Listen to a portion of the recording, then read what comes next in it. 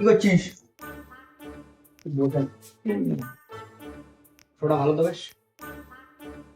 শোন, আমি একটা কথা শিখলাম আজকে, সব সময় পরের উপকার করবি।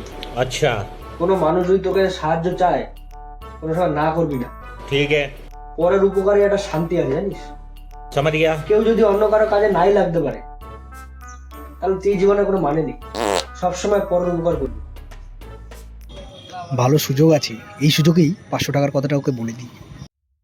ভাই হুম সাহায্যের কথা যখন বললি ভাই, হুম একটা হেল্প কর না ভাই। কি? 500 টাকা লাগবে ভাই, এই জন্য একটু আটকে গেছি, একটা দরকার আছে। 500 টাকা দেন।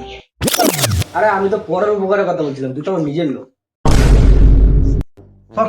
নিজের লোক? আরে তুই তো নিজের লোক। চশমাটা নিয়ে গেলাম।